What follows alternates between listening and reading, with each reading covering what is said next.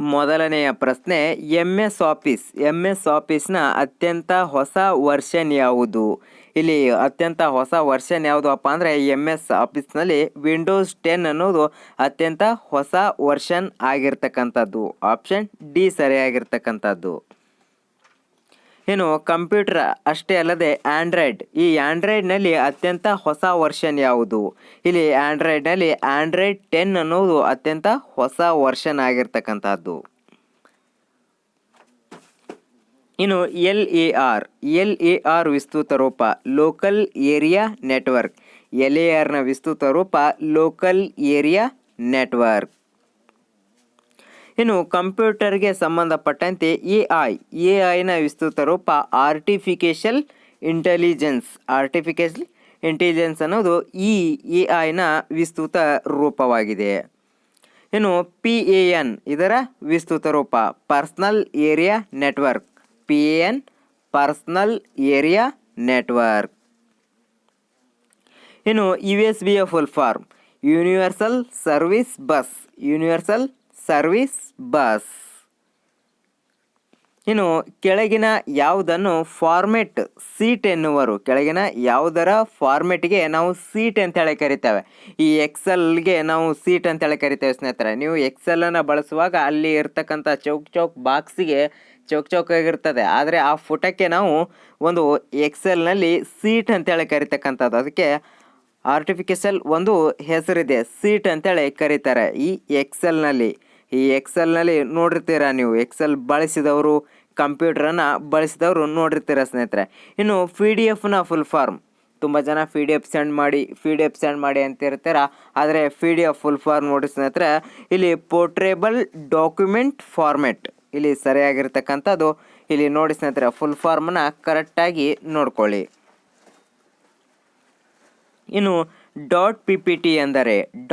.ppt ಎಂದರೆ ಇಲ್ಲಿ MS ವರ್ಡ್ನಲ್ಲಿ power ಪಾಯಿಂಟಿಗೆ ನಾವು .ppt ಅಂತೇಳಿ ಕರಿತೇವೆ. .ppt. ಇನ್ನು ಫಾದರ್ ಆಫ್ ಕಂಪ್ಯೂಟರ್ ಯಾರನ್ನು ಕಂಪ್ಯೂಟರ್ನ ಪಿತಾಮಹ ಅಂತೇಳಿ ಕರಿತೇವಪ್ಪ ಅಂದರೆ ನಾವು ಚಾರ್ಲ್ಸ್ ಬ್ಯಾಬೇಜ್ ಅವ್ರನ್ನ ಕಂಪ್ಯೂಟರ್ನ ಪಿತಾಮಹ ಅಂತೇಳಿ ಕರಿತಕ್ಕಂಥದ್ದು. ಇನ್ನು ಕೆಳಗಿನಗಳಲ್ಲಿ ಯಾವುದು ಒಂದು ಸರ್ಚ್ ಇಂಜಿನ್ ಅಪ್ಪ ಅಂದರೆ ಯಾಹೋ.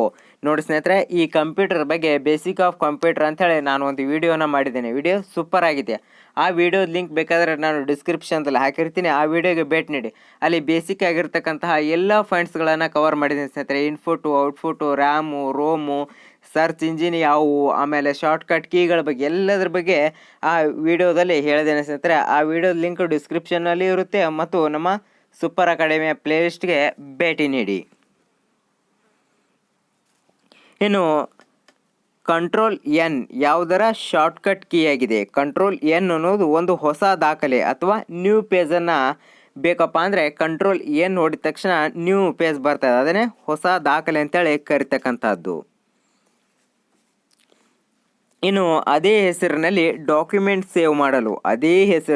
ಡಾಕ್ಯುಮೆಂಟನ್ನು ಸೇವ್ ಮಾಡಲು ಬಳಸ್ತಕ್ಕಂತಹ ಶಾರ್ಟ್ಕಟ್ ಕೀ. ಮೊದಲು ನಾವು ಡಾಕ್ಯುಮೆಂಟನ್ನು ಸೇವ್ ಮಾಡಿರ್ತೇವೆ, ಮತ್ತೆ ಅದೇ ಹೆಸರಲ್ಲಿ ಸೇವ್ ಮಾಡಬೇಕಂತಪ್ಪ ಅಂದರೆ ನಾವು Ctrl+S ಅನ್ನು ಹೊಡೆದ್ರೆ ಕರೆಕ್ಟಾಗಿ ಅದೇ ಸೇವ್ ಆಗ್ತಕ್ಕಂಥದ್ದು. ಇನ್ನು ಭಾರತದ ಮೊದಲ ಸೂಪರ್ ಕಂಪ್ಯೂಟರ್ ಯಾವುದಪ್ಪ ಅಂದರೆ ಪರಮ್ 800. ಇದು ಪವರ್ ಆಗಿದೆ ಸ್ನೇಹಿತರೆ, ಪರಮ್ 800.